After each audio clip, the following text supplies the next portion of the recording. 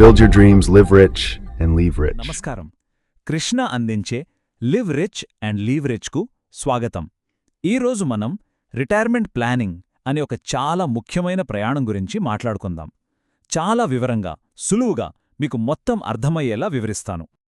ఒకసారి ఆలోచించండి, మనలో చాలామంది ఇలాంటి పరిస్థితిలోనే ఉంటాం. ఒక 45 ఏళ్ల వ్యక్తి నెలకి 50,000 రూపాయల ఇంటి ఖర్చులు, రిటైర్మెంట్ దగ్గర పడుతున్న కొద్దీ కొన్ని ప్రశ్నలు మనసులో మెదులుతూనే ఉంటాయి కదా. ఉన్నట్టుండి జీతమాగిపోతే ఎలా?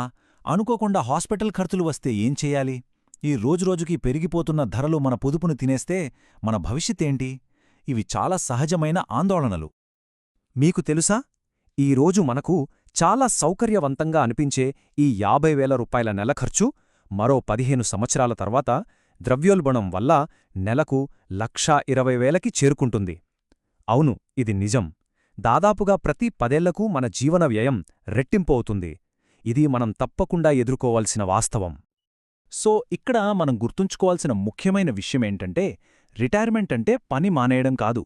అది మనకు నచ్చినట్టు ప్రశాంతంగా జీవించడానికి కావలసిన ఆర్థిక స్వేచ్ఛను కొనుక్కోవడం. దీనికోసం ఒక పక్కా ప్రణాళిక కావాలి.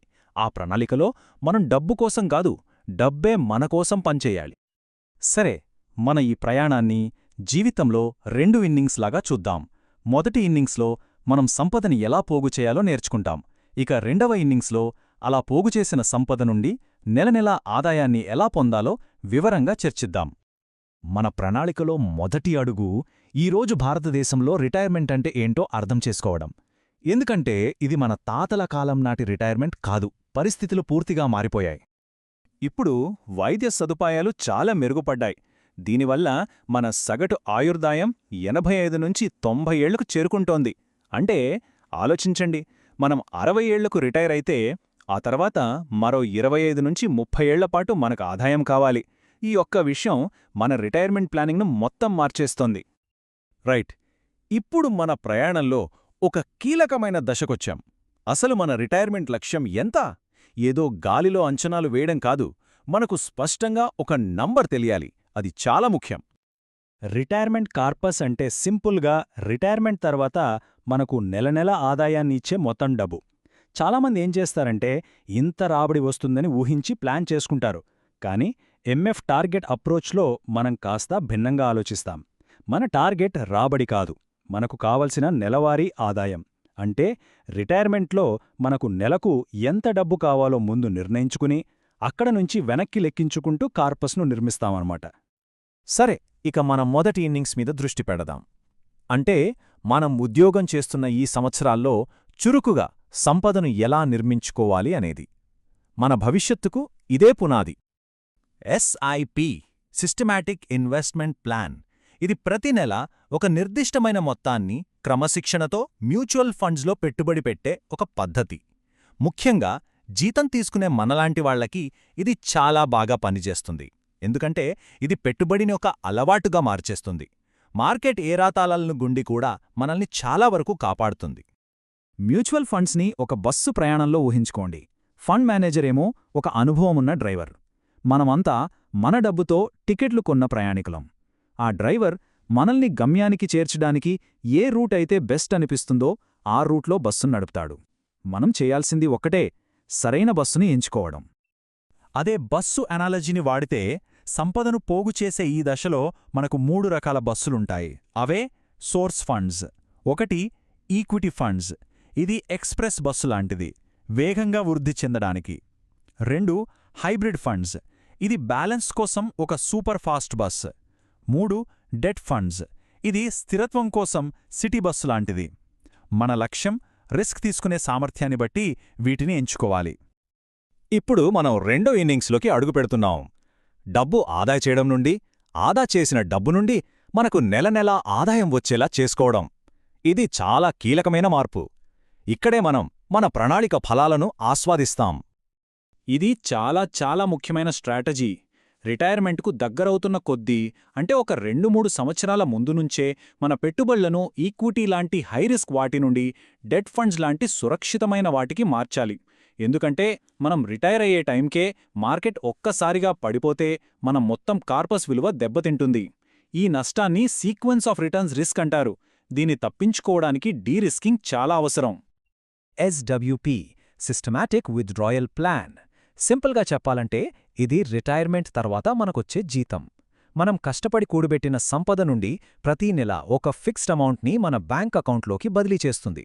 తద్వారా మనకొక స్థిరమైన ఆదాయం వస్తుంది. చూడండి, ఎస్ఐపి మరియు ఎస్డబ్ల్యూపి అనేవి ఒకే నాణేనికి రెండు వైపులు. ఎస్ఐపి అంటే ఒక గ్లాస్లో చుక్కచుక్కగా నీటిని నింపడం లాంటిది, అంటే సంపదను పోగు చేయడం.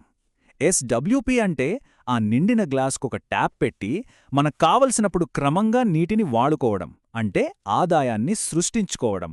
అంతే తేడా. రిటైర్మెంట్ తర్వాత మన పెట్టుబడుల లక్ష్యం పూర్తిగా మారిపోతుంది. ఇక్కడ మన మైండ్సెట్ మారాలి. మనకు కావాల్సింది దూకుడుగా రాబడులు కాదు, మన మూలధనానికి భద్రత. రాత్రిలో ప్రశాంతంగా నిద్రపోవాలి. మార్కెట్ ఒడిదుడుకుల గురించి పెద్దగా ఆందోళన చెందకుండా స్థిరమైన ఆదాయాన్ని ఇచ్చే ఫండ్స్ను మనం ఎంచుకోవాలి. మనం ప్లాన్ వేసేటప్పుడు తరచుగా కొన్ని విషయాలను పట్టించుకోము. రిటైర్డ్ జీవితంలో వచ్చే కొన్ని ఊహించని ఖర్చులు ఉంటాయి. ఇప్పుడు వాటి గురించి మాట్లాడుకుందాం. వీటిని కూడా మన ప్రణాళికలో చేర్చుకోవడం చాలా ముఖ్యం. మనం ఎప్పుడూ సాధారణ ద్రవ్యోల్బణం గురించే మాట్లాడుకుంటాం, కానీ అసలైన ప్రమాదం వేరే చోటుంది. వైద్య ఖర్చులు ఏడాదికి 13-14% పెరుగుతున్నాయి. పిల్లల చదువుల ఖర్చులు 10% పెరుగుతున్నాయి. ఇవి మన పొదుపున మనం ఊహించిన దానికంటే చాలా వేగంగా కరిగించేస్తాయి. అందుకే మన ప్లానింగ్లో వీటిని ప్రత్యేకంగా లెక్కలోకి తీసుకోవాలి.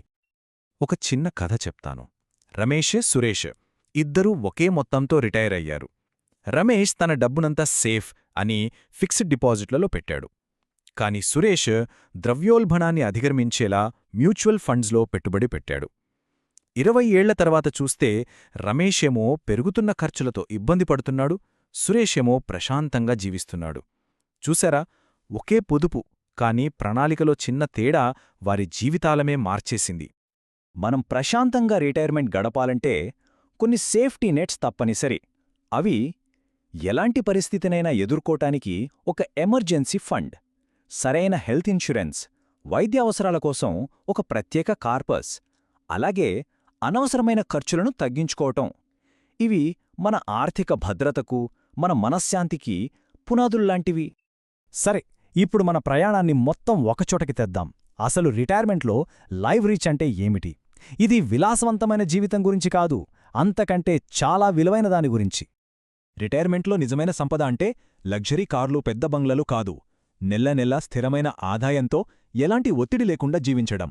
పిల్లలపై ఆధారపడకుండా గౌరవంగా, స్వతంత్రంగా బ్రతకడం. అనుకోని కష్టాలు వస్తే ధైర్యంగా ఎదుర్కోగలగడం. ఇదే నిజమైన సంపద. ఇదే లివరిచ్ అంటే. ఈ రిటైర్మెంట్ ప్లానింగ్లో మీకు ఇంకా ఏ అంశం గురించైనా సందేహాలున్నాయా? నేను తర్వాతి వీడియోలో ఏ టాపిక్ని ఇంకా సింపుల్గా వివరించాలో దయచేసి కామెంట్స్లో తెలియజేయండి. ఈ ప్రయాణంలో నాతో కలిసి నడవడానికి సబ్స్క్రైబ్ చేసుకోండి. నేను Krishna, live rich and live rich నుండి. నమస్కారం.